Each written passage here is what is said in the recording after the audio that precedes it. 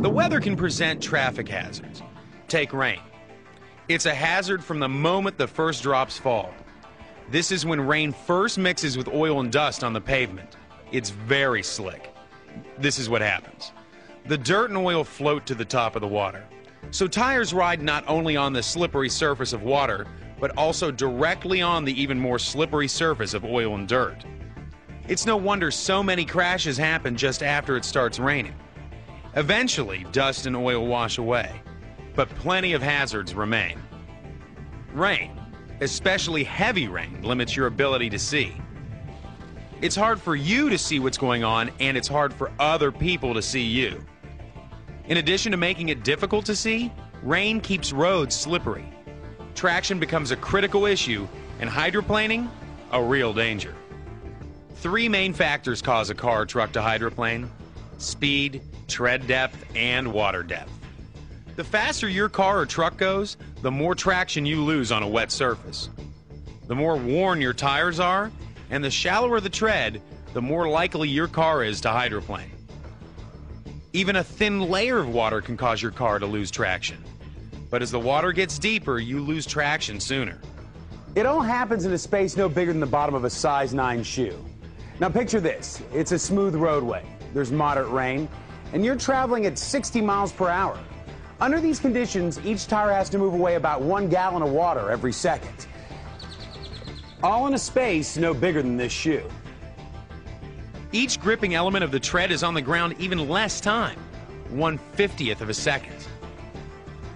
During this fleeting moment, the gripping element must move the water from beneath the tire and then grip the road surface. If this doesn't happen, your car may likely hydroplane. When a car hydroplanes, the most important thing that someone needs to remember is don't panic. First, do not brake or accelerate suddenly. Since hydroplaning is a loss of traction to the front tires, sudden braking on a front or rear wheel drive slows the front tires but locks the rear tires. This can cause a spin out. Also, sudden acceleration on a front or rear wheel drive may take the vehicle straight ahead. This could be dangerous if the vehicle is pointed toward the edge of the roadway. According to some driving experts, what you should do depends on the type of vehicle you're in. Listen for the type of vehicle you drive. A front-wheel drive with an anti-lock brake system and traction control system. Front-wheel drive without an anti-lock brake system and traction control system. A rear-wheel drive with an anti-lock brake system and traction control system. If you begin to hydroplane in one of these types of cars, then some driving experts suggest you do this. Look for open space and plan to travel in that direction. Stay lightly on the accelerator and steer gently toward the open space which you have identified. If you are in a rear-wheel drive without an anti-lock brake system and traction control system, then do this. Look for open space and plan to travel in that direction. Ease off the accelerator and steer towards the open space which you have identified. Traction control systems, by the way, have been installed in vehicles for a number of years now, but everyone may not be familiar with it.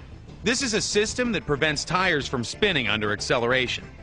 If your vehicle has a traction control system, there should be an icon indicating so on your dashboard. Another note, it's important not to have the cruise control engaged in heavy rain due to a sudden acceleration problem. The vehicle will recognize the water buildup as a slowdown and ask for more power.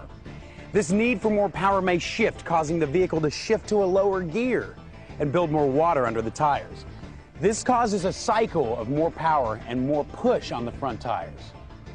You can avoid hydroplaning by making sure the tread on your tires is thick enough and by slowing down. Here's a good rule of thumb for checking your tread. Stick a penny upside down in your tread. If Lincoln's head is hidden, then your tread is thick enough. If the tread doesn't hide Lincoln's head, then your tread is too thin and you need new tires. When it comes to speed on a wet road, slow down by about 1/3 of what you would normally drive. For example, if you normally drive 60 miles per hour on a dry highway, slow down to 40 when it's wet.